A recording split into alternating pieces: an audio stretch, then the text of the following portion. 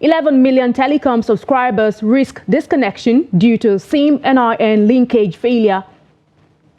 Worshippers abducted by bandits during early morning prayer in Zamfara. Suspected kidnapper of just priests in police custody. Ghana Parliament passes anti-LGBTQ bill despite international pushback, prescribed prison sentence for offenders. Hello and welcome to the Trust TV News Update at this hour. I'm Aisha Salihu. Thank you for joining us.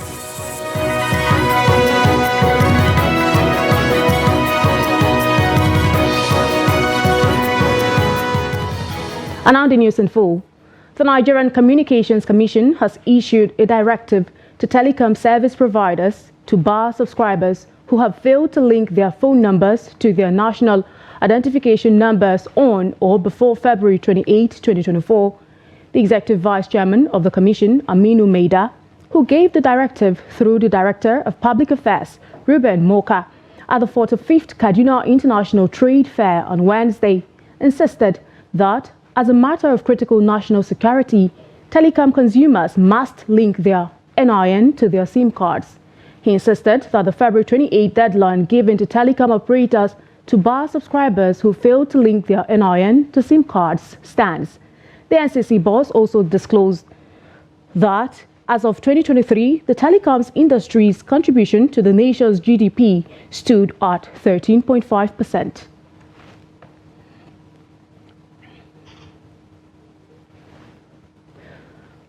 And on to security matters.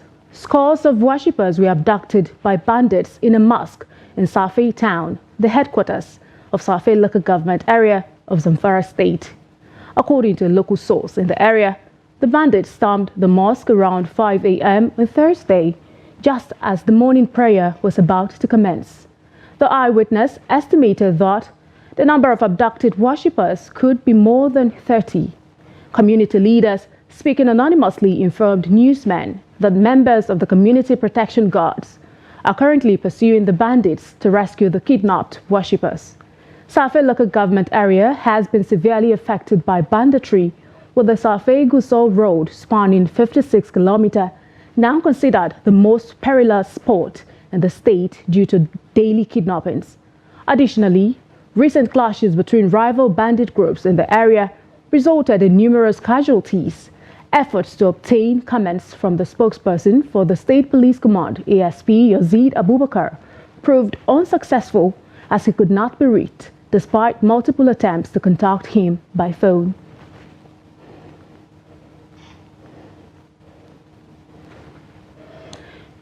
Joining us via phone now at this time, we have Trust TV's reporter, Yushao Adamu, to give us an update. Thank you so much for joining us, Yushao. Yeah, thank you. Kindly give us a picture of the scale of the recent attack in Safi. I mean, what is the casualty level? Well, though we have not received the number of casualties affected, but there is apprehension among the residents of Koremai Saji, where the incident happened. And this village is just less than a kilometer away from Safi town. So the fear and apprehension also is affecting the people of Safi town, because in the recent time, this is the first attack that bandits carried out very close to Safi. So there is apprehension among the residents of Safi themselves. So even though we have heard that the Nigerian troop has deployed their personnel to the area where the attack happened, but up to this moment we have not heard from the Nigerian troop, neither we get the number of casualties that's involved. But one of the residents that spoke with me confirmed to me that the people abducted were about to reach to the mosque when the bandits apprehended them. So those that are inside the mosque also ran away for safety. So this is what exactly happened. But we are still searching for more information regarding the attack. You have stated that the number of the casualties are still uncertain at the moment, but then what are the residents saying about security measures in the council, and what has been the response of the security agencies so far? Well, like I have said, we have not heard on the part of security or government side, but the residents are really complaining that if care is not taken, these bandits may likely attack the town itself. Because, like I have said, this Korimaisaji is like half a kilometer distance from Sate town, and there is no presence of much security around the town. So there is every likelihood that if security personnel are not deployed to the area, the bandits might have come back and attacked the Sate town. So the residents are really shocked with this recent development. There we had Yushau Adamu, who joined us from Zamfara. We do hope that peace and normalcy restored in that particular area. Thank you so much for joining us on the news update. Thank you. Have a nice day. Away from that, and now more on security matters, the Plateau State Police Command has paraded one of the suspected kidnappers of two Reverend Fathers of St. Vincent de Paul Paris, Fayette District in Pangshin local government area of the state. The kidnapped Reverend Fathers, Reverend Kenneth M. Kanwa and Jude Nwachuku, were kidnapped on February 1, throwing the local government into confusion. Trustee Vis Adomusa completes the report. The suspect, Christopher Yero, was paraded alongside other suspects who were arrested for culpable homicide, kidnapping as well as robbery among others. The State Commissioner of Police, Hassan Steve, while parading the suspect, explained how the suspected kidnapper was arrested in Ogun State. Upon the receipt of the report, the Commissioner of Police Plateau State directed the OC anti-kidnapping unit just to make a local circulation to all police media platforms, which led to the arrest of one of the suspects, Christopher Yaro, aka Munaka, in Faraway, Ogun State, where he has escaped to. The suspect confessed to being part of the kidnap gang that kidnapped the two Reverend Fathers in Pangshin local government area. Investigation is ongoing to arrest the other two suspects, the other suspect at large. The suspect will soon be charged to court. That is the one that has been arrested at Ogun State will soon be charged to court. The suspected kidnapper, while commenting on his arrest, explains his involvement in the kidnapping of the priest. Akwai wani mutum ne a wurin mu sunan shi Alhaji Chu. So shi yana tafiyan Catholic Church, ni kuma na tafiyan Kokin Church. Ni da nazo sai. There is a man called Alhaji Chu who gives loans to people in the community. One day, I went to his house and requested for a loan to take my son to the hospital. Surprisingly, he came to my house in the morning and said he had brought 5 Fulanis from Bauchi State, and that 5 of us from the village will join them. From what he told me, I understood that I would make the list of those who would kidnap the Reverend Fathers.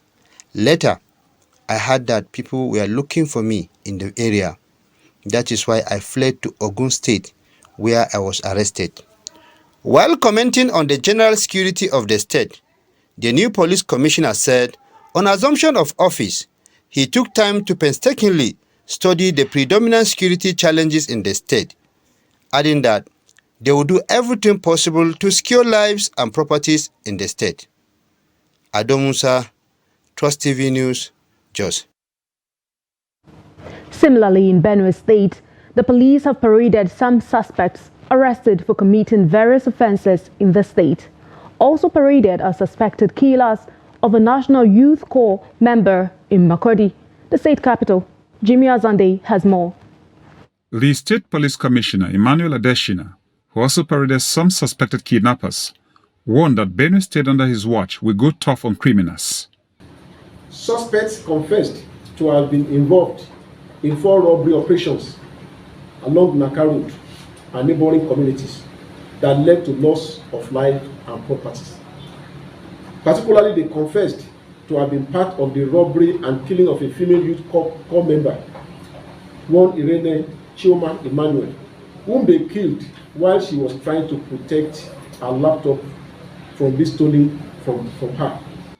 The suspects, including local gun manufacturers, were arrested following intelligence reports that led to their hideouts in different locations.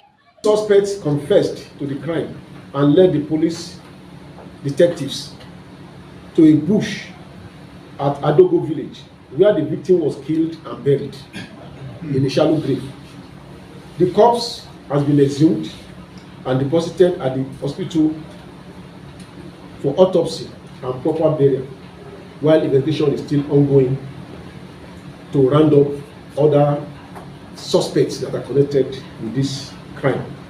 The police is asking the public to collaborate with officers through sharing of useful information that will help in fighting crime and criminality in the state. And people are not ready to talk. People are not ready to say something, so it's a very big challenge. For a situation where everybody is coming out to say something, I think it is easier for all. So I think that is the major challenge. When information gets to us, we treat our informants with every form of secrecy. To be professional, it means that you will have to protect your informant. So I think that is what we always do. We're always very professional, and we always keep them secret. Nobody gets to know who gives us information. It's very, very key. The police said the suspects will be charged to court when investigation is completed. Jimmy Azandi, Trust TV News, Makurdi. And now, away from security matters, the Federal Executive Council on Monday approved the implementation of the recommendations of the Steve Oronshayi panel on the restructuring and rationalization of federal agencies, parastatals, and commissions. The government said the implementation of the policy involves the merging, subsuming, and scrapping of agencies with similar functions. Reacting to the directive, Patrick Utomi, a professor of political economy and management expert, says the report has been begging for implementation for the good of the country. Very honestly, passionately commit to reducing the cost of government. All these SUVs running around, they should be going around in Toyota Corollas. Go to Cairo, go to Egypt, where they are doing serious things. How many of them are running around in SUVs? But our political class, seems to live, do as I preach and not as I do. It can't work. It's not sustainable. The Nigerian Labour Congress has alleged that the economic policies of the administration of President Bola Tinubu have suffocated the masses and impoverished Nigerians. The Labour body, which suspended its nationwide protest, said the country has witnessed increased poverty, unemployment, among other vices, since President Tinubu assumed office in 2023. The chairman, Nigeria Labour Congress Lagos State Chapter, Fumi Sesi, who addressed the press in Lagos, lamented the Nigerian workers have become poorer because of the economic policies of President Tinubu. The NLC chairperson lamented that despite the promises of the Tinubu's administration to tackle insecurity, the country has continued to witness massive killings, kidnappings, and others. The administration has come up with extreme neoliberal economic policies and programs that suffocate the workers, the poor, and the generality of Nigerians. His policies are too sharp and too mean for the poor and ordinary masses. We would like to remind the federal government that the primary purpose of governance is the welfare and security of the citizens. We therefore demand the full implementation of the welfare provisions as contained in Chapter 2 of the Constitution of the Federal Republic of Nigeria as amended, by making that provision justiciable. You're watching the news update on Trust TV. Coming up in part 2. Defying old age to work odd jobs just to make ends meet as economic conditions worsen in Nigeria. More news when we return. Do stay. Welcome back, and thank you so much for staying with us. But if you're just joining us, this is the news Trust TV News Update. Now, let's take a look at a recap of some of our top stories. You heard that 11 million telecom subscribers risk disconnection due to SIM NIN linkage failure. Worshippers abducted by bandits during early morning prayer in Zamfara. And now to more stories. Local tea vendors and residents of Kaduna metropolis are decrying the scarcity of bread in the area due to the strike embarked upon by master bakers and caterers of Nigeria. According to the tea vendors, the situation is affecting their business as they no longer get supplies from bakeries. Trustee Bello Musa, who went round the metropolis, reports that people are finding it difficult to buy bread, even in retail shops. It used to be a beehive of activity in this bakery, but it is now deserted due to the strike by master bakers and caterers in the state. According to the striking bakers, the action became necessary due to the persistent hike in the price of production materials occasioned by subsidy removal and forest deregulation. Are running at a loss because of the increase in the cost of materials. Before, we bought a bag of flour at 20,000 naira, but now it has surged to over 50,000 naira, while a bag of sugar is now close to 90,000 naira. Ibrahim Umar, a local tea vendor at Tudunwada in Kaduna, says the strike by bakery operators is taking a negative toll on his business. We only sold tea today because there was no supply of bread. I used to get a supply of over 250 loaves of bread, but right now I don't have anything. Bread and tea has become one of the major on the foot among Nigerians. However, with bread now disappearing at many shops and vendor points in Kaduna metropolis, many are worried. The strike is affecting us because we don't have access to bread now. We eat bread more than any other food here. Operators say besides the rising cost of flour, yeast, oil, and other ingredients, the cost of running factories is on the increase every day. Recently, a liter of diesel was sold at the rate of 1,250 naira, but now it has skyrocketed to 1,650 naira. The situation is worsened by the fact that electricity supply is epileptic, because sometimes in an entire day we get electricity supply for only 30 minutes. The Association of Master Bakers and Caterers of Nigeria is embarked on the strike in order to draw government's attention to the need to immediately implement financial support palliatives for bakers as promised by the federal government in its post-COVID-19 support programs for small and medium enterprises. Bello Musa, Trust TV News, Kaduna. Amidst widespread public concern regarding inadequate remuneration for formal sector workers, many Nigerians find themselves struggling to make ends meet on wages significantly below the minimum wage. In a pursuit of a dignified livelihood, 54-year-old Adamu Aliyu is defying age barriers by accepting a job as a laborer in a truck garage, determined to provide sustenance for himself and his family. Ibrahim Ismail has details of his story.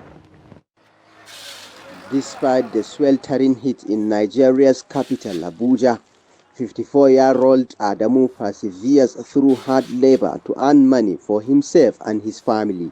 Despite his age, Adamu only receives 500 naira for his contribution to a group effort in loading a truck with gravel. Nevertheless, he persists in managing these meager resources to ensure survival. This job has been a lifesaver for me. I managed to finance my wedding with the earnings and have been able to provide for my child. Despite the physical strain, I don't feel the pain as much. Once I take a shower after work, I feel rejuvenated. Adamu, who is deeply troubled by the unemployment crisis in the country, firmly believes that young Nigerians have the potential to become self-employed by exploring all available job opportunities. There were days when I was idle due to the lack of job opportunities. But now, when the work is available, I load 3 or 2 trucks daily. I advise everyone to be dedicated to their work. I don't rely solely on this job. I used to sell vegetables before returning to this job. The management of the truck garage situated along the Abuja-Kefi Road has stated that the facility provides employment for approximately 300 Nigerians in various capacities. We hustle every day to ensure there is food on the table. Each morning, we manage to provide for our families by the grace of God. However, we lack excavators, loaders, and additional trucks essential for our work. We call on the government to support us by providing these necessary machines. 54-year-old Adamu Abubakar remains optimistic that his journey will serve as an inspiration to both the younger generation and middle-aged Nigerians, encouraging them to strive for self-improvement and work diligently to enhance their livelihoods. Ibrahim Ismail, Trust TV News, Abuja. The Academic Staff Union of Universities, Yola Zone, has called for immediate action to address urgent issues impacting Nigerian universities. ASU highlighted the pressing need for the federal government to honor agreements outlined in the Memorandum of Action of 7 February 2019, including the Revitalization Fund, renegotiation of the 2009 agreement, and academic allowance and governance issues. Let's take a look at the report. Concerns were raised over threats to university autonomy, including government actions such as IPPIS enrollment and dissolution of governing councils. ASU emphasized the detrimental effects of underfunding on state universities and called for enhanced funding and salary reviews. The union's rejection of the CC mark in line with the university's global best interest. Renegotiation. ASU members on same salary for over 15 years. Our members have been on the same salary for more than 15 years. The last time our salaries were reviewed was in 2009. Lecturers in Nigeria are the least paid in Africa because our impoverished pay package is far below the Africa standard or average. Talk less of the global average. Nigerian academics are the worst paid in the world. As a graduate assistant earns as low as $70 per month. Delays in earned academic allowance payments and recent school fees hikes were condemned, with ASU advocating for disengagement from IPPIS and rejecting the IMF World Bank-driven student loan scheme. The last tranche of revitalization funds was not paid to about 10 universities, despite meeting all requirements.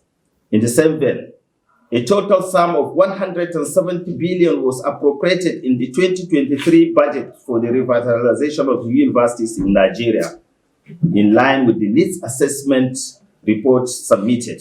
The union concluded with a call for stakeholders to support ASU's efforts to revitalize the Nigerian university system. Away from Nigeria and now to another country in the West African region, Ghana's parliament has passed the highly contentious anti-LGBTQ+ bill after about 3 years of deliberations. The new bill imposes a prison sentence of up to 3 years for anyone convicted of identifying as LGBTQ+. It also imposes a maximum 5-year jail term for forming or funding LGBTQ+ groups. The bill was approved unanimously on Wednesday following the completion of the third reading. Proposed amendments to the bill were rejected by the Speaker, Alban Bagbin, during the session. Lawmakers heckled down attempts to replace prison sentences with community service and counseling. It is the latest sign of growing opposition to LGBTQ+ rights in the conservative West African nation. The bill is now slated to be forwarded to President Akufo-Addo for his assent for it to be signed into law. The president has in the past said that he would do so if the majority of Ghanaians want him to. And finally, in sports news, Rigobert Song, the head coach of the Cameroon national football team, has announced his departure from the role. The news was confirmed by Samuel Eto'o, president of the Cameroonian Football Federation. Song, a former captain of the Indomitable Lions, has been at the helm of the national team for almost 2 years.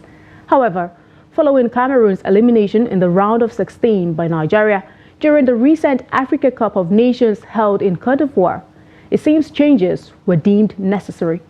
Samuel Eto'o stated that Song has contributed significantly to the team, but unfortunately, the team has not met its objectives under his leadership. As a result, the executive committee of FECAFOOT has decided not to renew Song's contract. The decision to part ways with Song was further confirmed by a letter from the Ministry of Sports dated February 28, which indicated the non-renewal of his contract. You're up to speed with the latest news, and that brings us to the end of the news update at this hour. But remember, you can always follow us across all of our social media platforms and also join our YouTube live stream for more news, programs, and documentary. I am Aisha Salihu. Thank you for your time.